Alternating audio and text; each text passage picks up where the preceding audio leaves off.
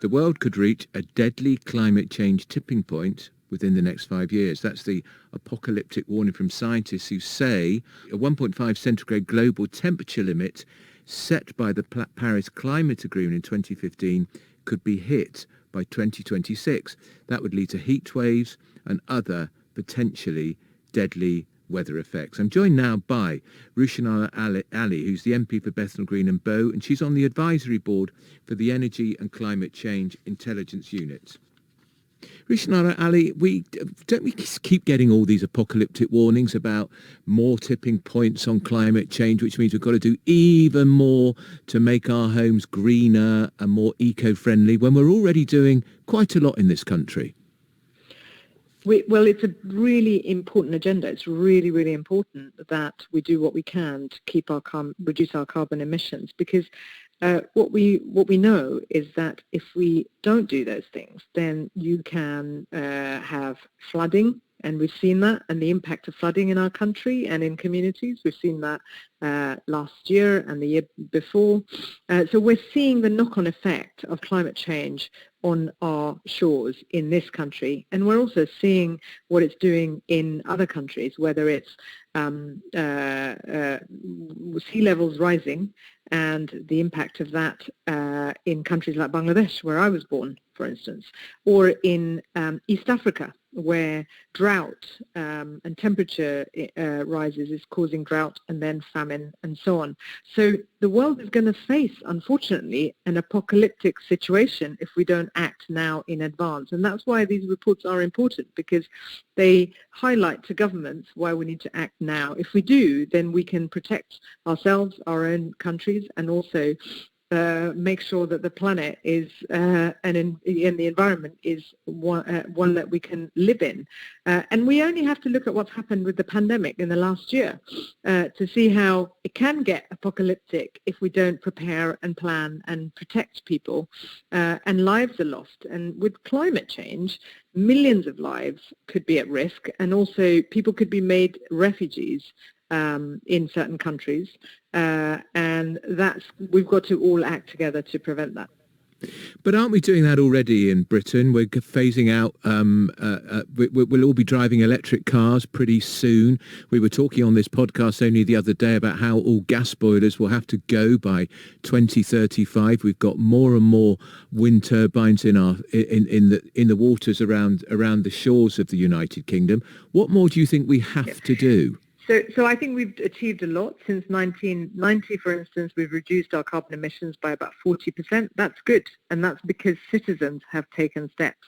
And when you look at the younger generation, when we saw all the campaigning that they were doing the year before last, actually that's really encouraging, because they want the planet to be safe for them and their generation. We need to make sure it is. So we should look at what we can do to build on that. That means being more energy efficient. I think it's important for the government to support families who are struggling at the moment, so that they can make their homes energy efficient rather than expecting people to pay for it themselves alone. Those who are well off, obviously, it's a different matter, but I have constituents who are struggling to put food on the table. So it's very important that when we ask them to make those transitions, we provide them proper support. If you're a cab driver, and you have to change your car, it's important to make sure that there's proper support for people to do that. So I think there's a long way to go, but we've got, what you've described in terms of what's been achieved so far is what we can build on. If we don't, then the knock-on effect is going to be huge for us as a country. So I think that it's great. We should be proud of what we've achieved, but we need government on our side to help.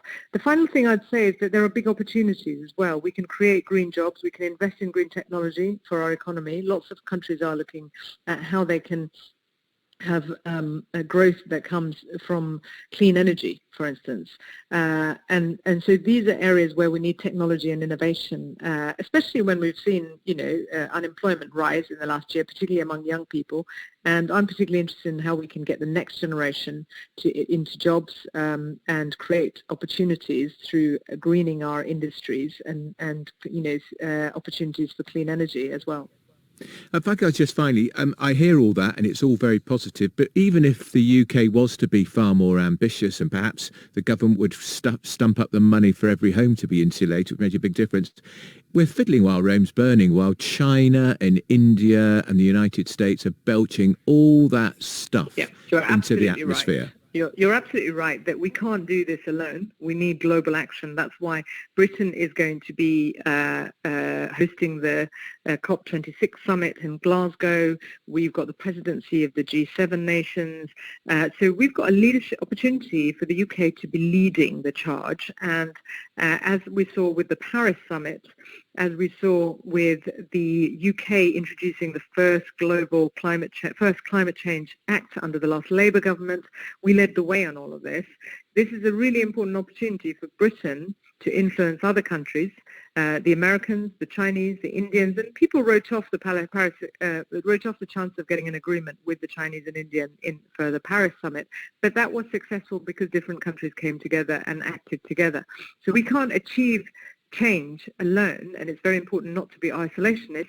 The global community, especially the wealthier countries, will need to look at how they can, which of course includes China and India, they're big economies, they need to play their part to help poorer nations to reduce their emissions as well. But as you rightly point out, that the big emitters are China, India, America, the kind of Western world particularly, but we're seeing, in Europe as well. So, but those new big rising economies like China and India are big emitters. So we need to make sure we use our influence to ensure that they also do play their part. Otherwise, we are going to run into, that scenario that you painted about the apocalyptic scenario, and we need to make sure that doesn't happen, and that requires acting globally.